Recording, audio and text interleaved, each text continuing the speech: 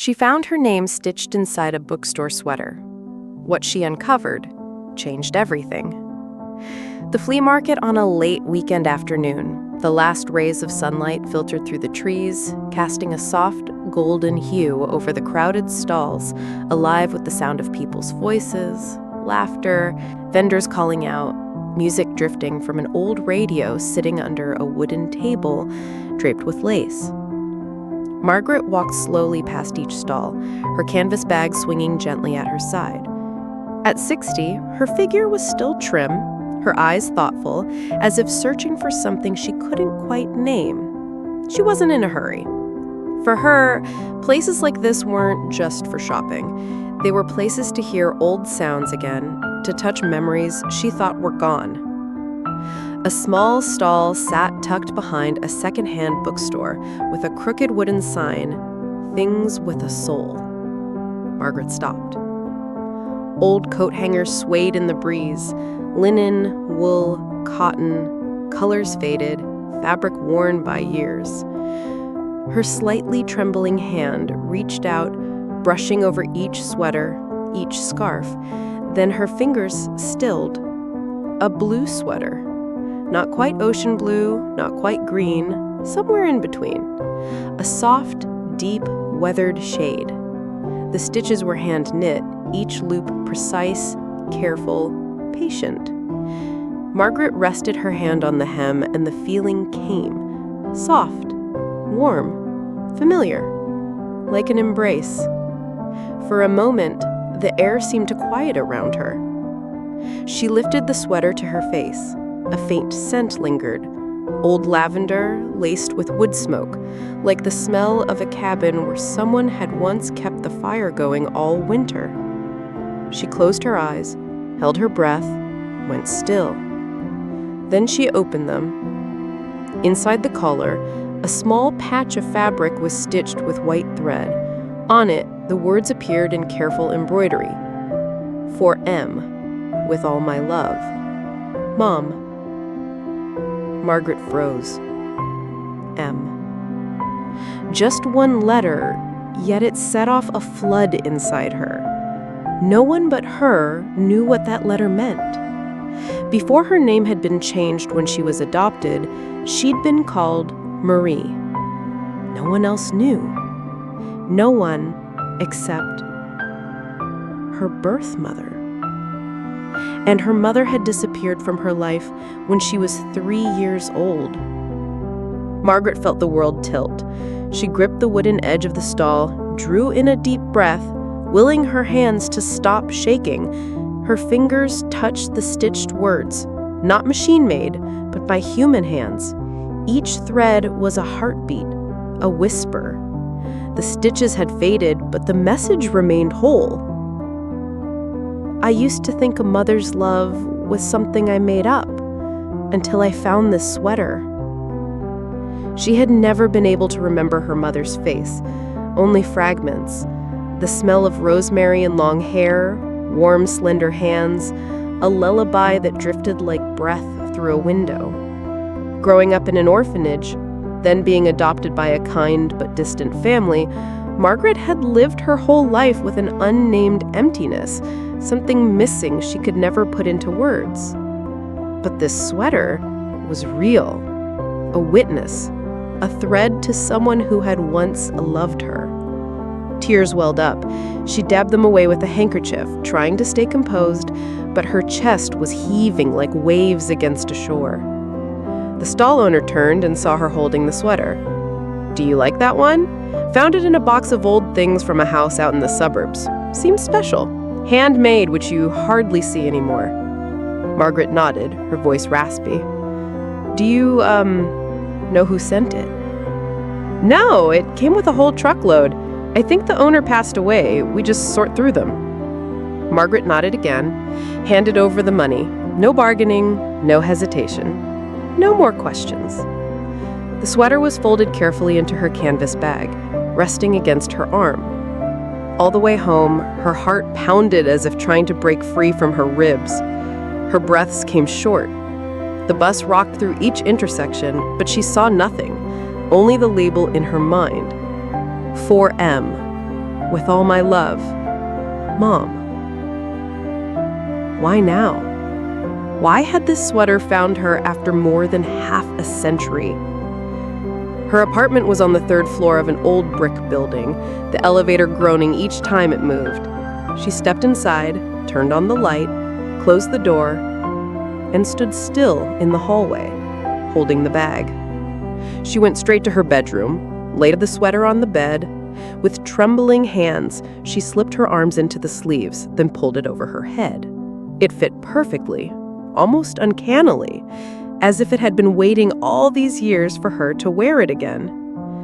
The lavender scent rose once more, like someone had just opened the door to the past. She looked in the mirror. The woman staring back had silver hair, dim eyes, and lined skin, but the sweater made her look different, as if a missing piece of memory had just clicked into place. She sank into the old armchair in the living room, the one where she always knit when the cold came. Her fingers, used to slow knitting, now gripped the arms of the chair tightly. And then, a memory surfaced. A small wooden room, a fire crackling, a woman knitting, humming softly, a little girl on the floor playing with yarn, laughing. "What are you making, Mama?" "A sweater for you, blue because your eyes are like the ocean in the early morning." Margaret stilled. Was that a memory? Or something I imagined? It didn't matter anymore because every sensation felt too real. The warmth of a hand, the clink of needles, the smell of smoke and lavender. It couldn't be a dream. Margaret began to cry. She let the tears fall freely, more than she'd allowed herself in years. She cried for the child abandoned without explanation. She cried for the mother who loved her enough to knit every stitch, but not enough time to protect her from loss. And she cried because, after all these years, she was finally holding something that belonged to her. The sweater wasn't for sale. It was a message, a note, an opportunity, a door just opening. She turned on her computer and dug through her old files. Years ago, she had tried to find her birth mother through the orphanage records, but there had been so little information, only that she was born in the outskirts of Pennsylvania, 1965, and her mother's name was either Evelyn or Elaine, unclear. Now she had something new, the sweater, and a memory of the wooden house, of the woman knitting, of the letter M stitched by hand. Piece by piece, the blurred shapes were coming into focus. Margaret drew in a deep breath. It's time. She began typing, searching for names, photographs, missing persons forums, vintage clothing marketplaces, death records. She had no idea what she might find. But she knew one thing. The sweater hadn't found her by accident. It was the beginning. Margaret returned home in a state that felt almost like sleepwalking. Her footsteps sounded soft against the cobblestone street, yet inside her it was as if 1,000 noises were surging all at once. Her heart pounded in a strange rhythm, aching and trembling, as if her body were reacting to something familiar but long forgotten. She still clutched the blue sweater to her chest, as if letting go would make it vanish. No one at the flea market had watched her leave. No one could understand why an old, worn sweater could make a woman stand still for whole minutes. But for Margaret, that moment had been like a crack opening in the wall of her past. And through that crack, fragments were beginning to fall. She closed the door behind her. The wooden frame creaked, an ordinary sound, but today it echoed like a bell, rousing something deep inside. Margaret set the sweater on the old sofa in the living room. The dim light of late afternoon slipped through the curtains and fell across the blue wool, making each even stitch seem to breathe. She sat beside it, her gaze fixed on every thread, and then it began. A faint memory, light as breath, yet strong enough to tear open the silence within. A lullaby drifted through her mind. Hush now, go to sleep. Mama's here, knitting beside you. No face, no specific place, only the voice, gentle, wrapping around her like an invisible embrace. Then a boy's voice rang out, clear as a silver bell. Sis, Mom's calling. She startled. Sis. The word rang sharp and real, as though someone were calling to her through layers of time. A ripple of heat shot down her spine. Her heart raced. Another image flashed. A woman sitting by a window, her hands moving quickly with the needles. The knitting pins clicked together in a steady tack, tack, like the ticking of a clock. And then a scent rushed in without warning. The slow burn of wood smoke mixed with damp wool, heavy and longing. Margaret's hand went to the collar, to the place where the words were stitched. For M, with all my love, Mom. She went still. The M wasn't a coincidence. It was knocking on a door inside her memory, a door that she had once forgotten, or perhaps had been made to forget. She thought, I used to dream about a woman knitting while humming a song. I always thought it was the imagination of an orphaned child, but now I'm not so sure. Margaret rose to her feet, slowly. Her trembling hands opened the bottom drawer of her desk. Inside lay an old folder, the papers yellowed with age, neatly stacked. Each sheet was a fragment of a life that had been rearranged. Her life. She turned the pages. Adoption papers, name change records, an old photograph, and in a decades-old scrawl, new name, Margaret Wilson. Name before adoption, Marie. Marie. The name struck like lightning across a dark sky, a name she had not been called since she was 3, or maybe 4. No one was certain, only that from the day Margaret was given a new family, her past had been wiped clean. But now that name felt like a key sliding into a rusted lock. That night, Margaret didn't sleep. She sat at her desk, the warm glow of the lamp lighting her lined face, and in her eyes, something had just awakened. The blue sweater was still there, lying as if waiting. She let her fingers trail lightly over the stitches, as if following the trace of another hand, someone who had once sat for hours by a window, weaving love into every row. She looked again at her name, Margaret Wilson, then whispered, Marie.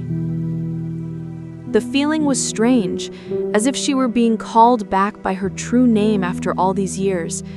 And when she spoke it out loud, the dim memories seemed to answer. Once more, the lullaby. The boy's voice calling, Sis! A hand on her back, rubbing gently. A small scar behind her ear, she suddenly remembered it came from a little accident, though no one had ever known when it had happened. The next morning, Margaret opened her laptop. For the first time in years, she typed the words, Fairwood Orphanage, old records. A list appeared. The orphanage had closed long ago, but the building still stood, now converted into a private nursing home. Without hesitation, she wrote down the address. She was no longer just searching for the sweater. She was starting to search for herself. Not Margaret, Marie. Margaret stood before the rusted iron gates of the old orphanage, now renovated into a nursing home. The wooden sign was faded and cracked, but something about the place tugged at her. Memories she never knew she had seemed to stir all at once, as if something here had been waiting for her to return. She stepped inside, the folded blue sweater tucked safely in her handbag. Heart thudding, Margaret was greeted by a young nurse named Eliza. She explained why she'd come, placing on the counter a fragile copy of her decades-old adoption papers. The ink so faint it was almost gone. Eliza offered a faint smile and led her to a cramped storage room, where box after box of files sat stacked, their cardboard edges yellowed with time. "I can't promise we'll find much," Eliza said, pulling out a chair for her, "but let's see if there's anything left." For nearly an hour, they sifted through folders until they uncovered a brief intake record for a little girl brought to the orphanage in the winter of 1965. Her name at the time, Marie Aline. Estimated age, 3. The departure date was clearly written, March 17th, 1970. Margaret's breath caught. March 17th? That's my birthday.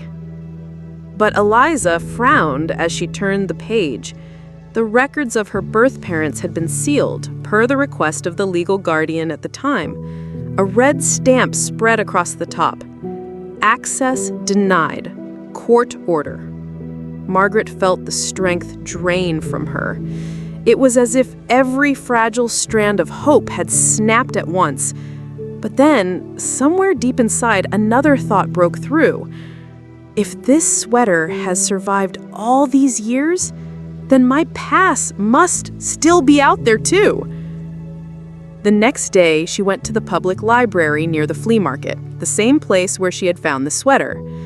Under the warm amber light, she combed through old neighborhood records from the 1970s through the 1990s, scrolling line by line, address by address.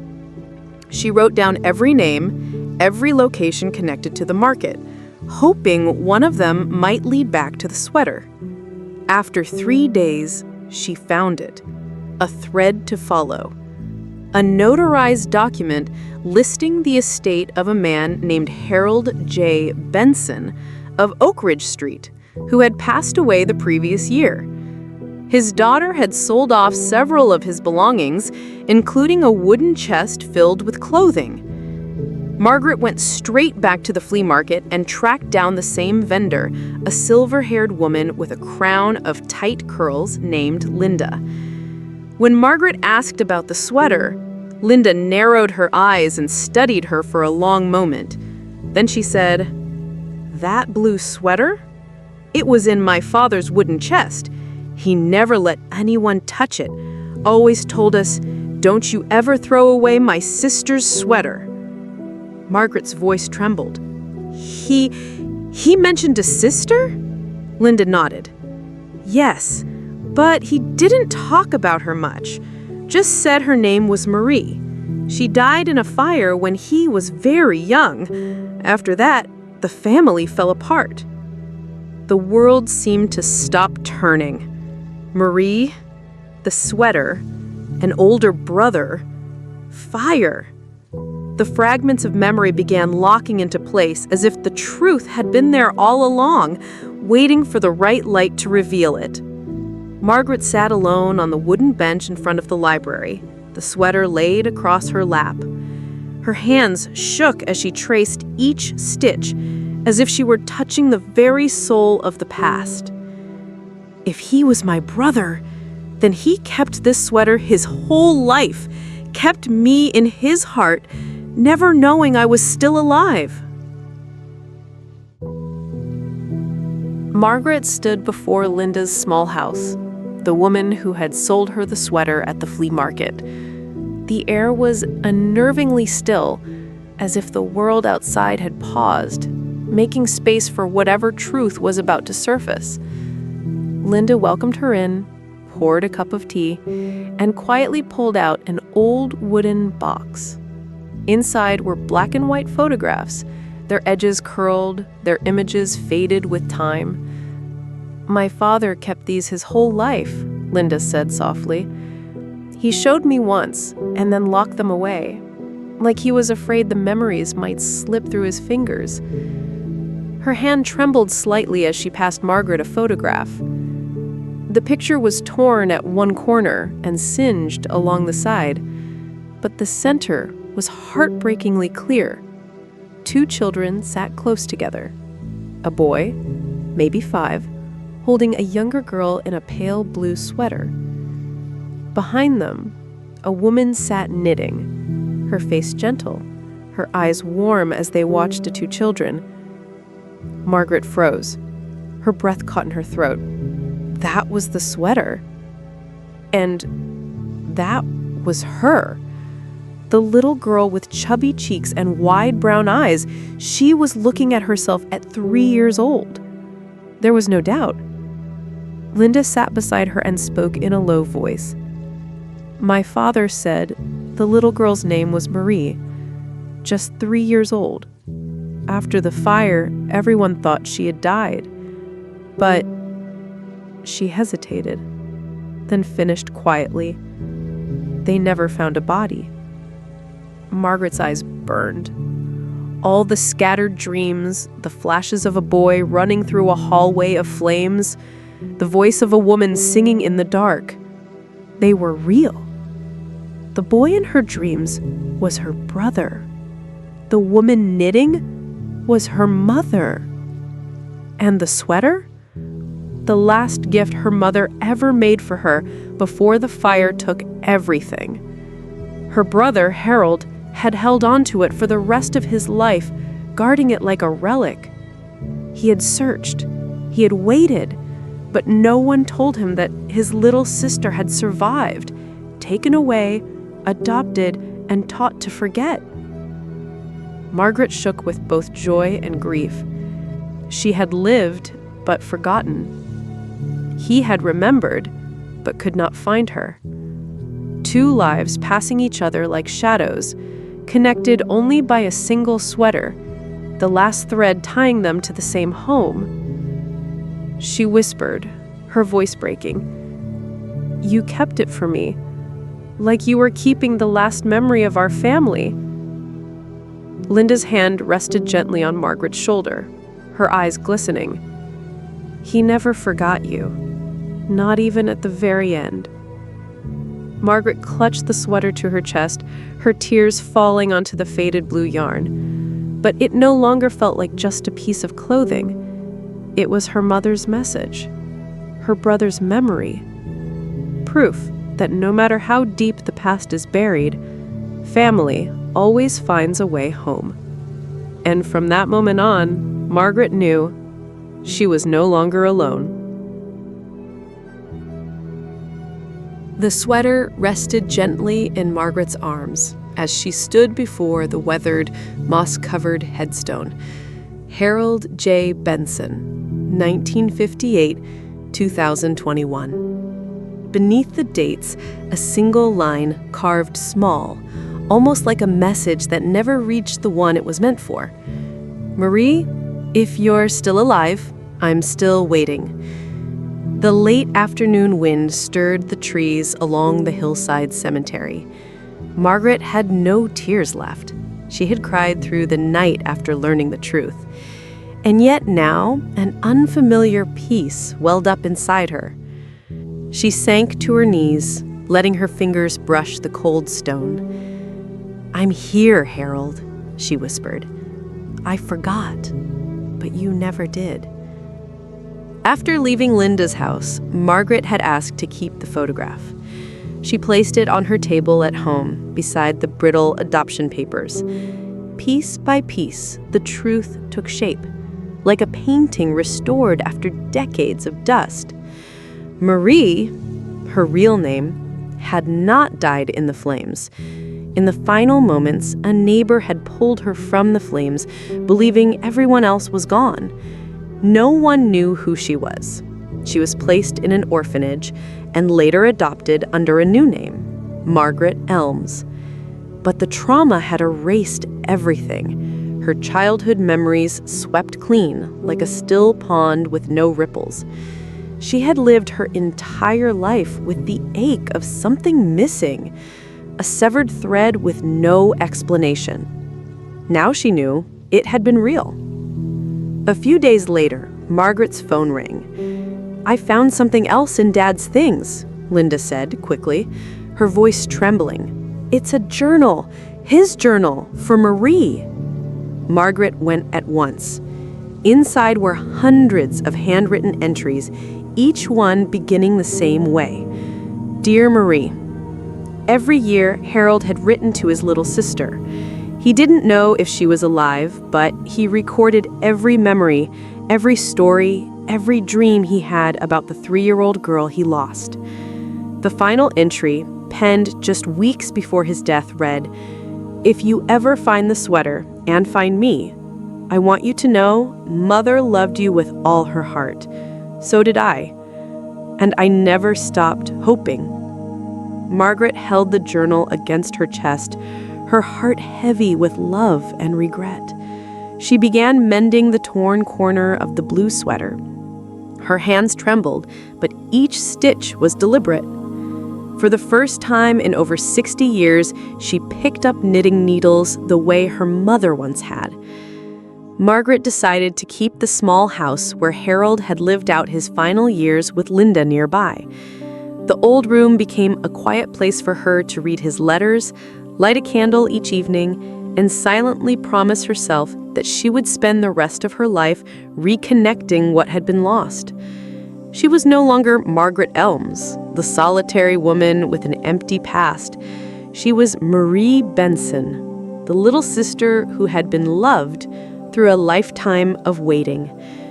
That night, in the old house, Margaret sat by the window wearing the sweater, now mended with new blue thread. Warmth seeped into her like the slow return of something she thought was gone forever. Outside, the rain began to fall.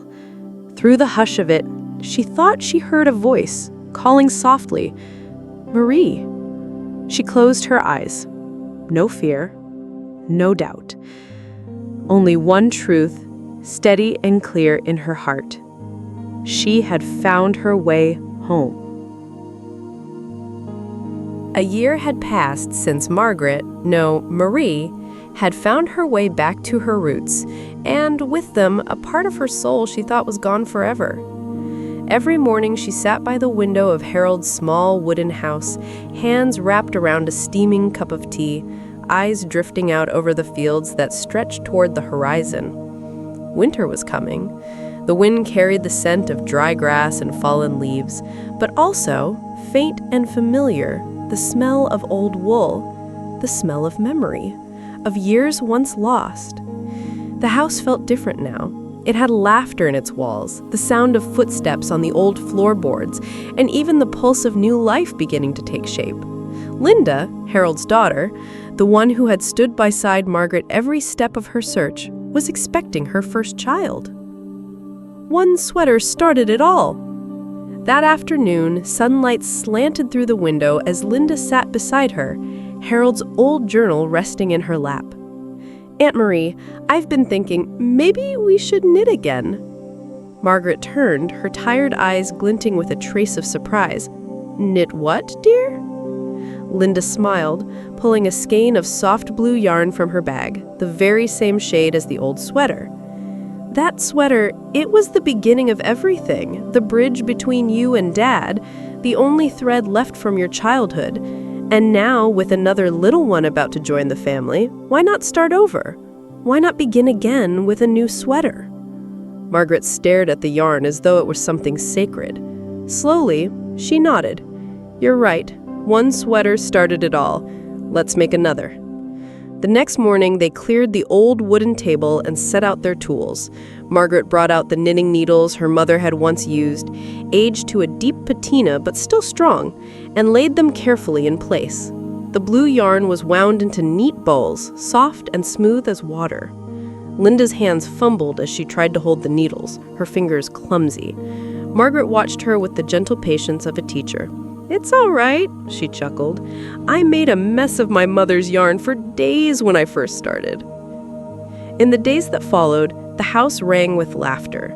Linda dropped stitches, muttering, "Oh no!" every few minutes, and Margaret would take the piece, unravel just enough, and start again with her. Old hands and young hands worked side by side, holding the same thread. Fingers guided the yarn through the loops. The wooden chair creaked in rhythm with the steady click of needles. Afternoon light spilled through the window, catching on the blue strands until they glimmered. 2 generations, one carrying memory, the other carrying the future, breathed in the same quiet rhythm, weaving love into every row. Each evening, as the sun faded, they knitted and talked. Linda shared her dreams of motherhood, equal parts fear and excitement. Margaret spoke of her own mother who had made the first sweater for her with a love she had once forgotten. She told of childhood dreams scattered and broken, and how those pieces were slowly coming back, like a picture being redrawn in yarn. "I can't remember my mother's voice," Margaret whispered one night, "but when I knit, it's as if I can hear her just over my shoulder." Linda took her hand. "Maybe you kept her voice in the stitches all along. It's just finding its way back now." One afternoon, Linda spun out yarn in every color to choose for the collar. "I like the cream," she said. Margaret thought for a long moment, then reached for a deeper blue, the blue of the sea, the blue of her memories. The old sweater was this color. Mother didn't choose it because it matched anything. She chose it because it was the color of the sky the day I was born.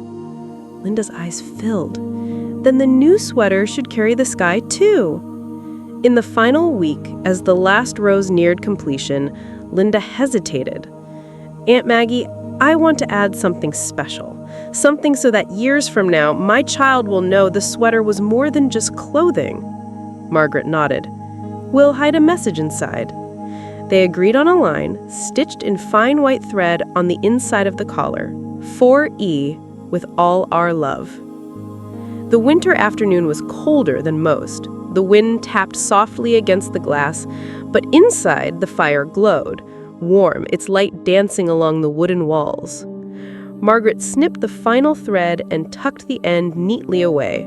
The little sweater, small enough for a newborn, lay on the table, soft as a cloud, blue as memory, warm as a mother's embrace. Linda lifted it gently and pressed it to her growing belly. "You'll wear the sweater of love, love from your grandmother, your grandfather, and from me." Margaret's eyes shone behind the fog of her glasses. That evening, she went to her room. On the wall hung an old photograph, 2 children and a woman knitting. Next to it, a new picture, Linda smiling brightly, holding the sweater they had just finished. She placed her hands on both frames. 3 generations, 3 sweaters, 3 threads, different times, same heart. She no longer felt alone, no longer felt empty. The old sweater had pulled her back from the shadows of forgetting. The new one would carry that love into the future. The last light of the day spilled through the window, slanting across the living room in a honey gold glow. Margaret sat in the rocker by the glass, the old blue sweater folded neatly in her lap. Her hands traced along each stitch, each worn spot, each frayed thread, touching not just fabric, but memories that no longer felt like strangers. That sweater, once just a forgotten thing pulled from a dusty flea market table, had turned out to be a key that unlocked the door to another time, to a mother bent over her knitting late into the night, to a little brother who once wrapped his arms around his sister as fire truck sirens wailed, then vanished into smoke and chaos. It unlocked Margaret herself, not the name written in her adoption papers, but Marie, the child who had lived, been lost, and at last had been found. Linda, Harold's daughter, stepped into the room, a sleeping newborn cradled in her arms. She placed the baby into Margaret's waiting hands, careful and slow. She said, "I kept thinking about her name, and then I knew she should be Elena Margaret. Part for you, part for the grandmother she'll never meet." Margaret looked down at baby Elena, tiny face, lips pursed in sleep, wisps of hair as soft as smoke. Something in that little face tugged at her heart, filling her with warmth and gratitude. As if, after all the loss, something had found a way to keep going. In the fading light, the two women sat together. Linda opened a small box and took out the newly knitted blue sweater. Same shade as the old one, only softer, smelling faintly of fresh wool and lavender. Inside the collar, stitched by hand in delicate white thread, were the words, "For E.M., with all our love." From two souls who were once lost children, to one who will never have to be. Margaret's eyes brimmed over. It wasn't pain anymore. It wasn't an empty space. It was a continuation, a thread that would not break. Do you believe a single object can hold an entire lifetime of memory? In this story, the blue sweater was just a piece of yarn, but that yarn stitched back together something thought to be gone forever. If you have something, a photograph, a worn book, a childhood toy, don't overlook it. It might be holding a story of its own, waiting for you to open it. Share the story if you've ever had a blue sweater of your own. Somewhere out there, someone may still be searching for the missing piece of their life.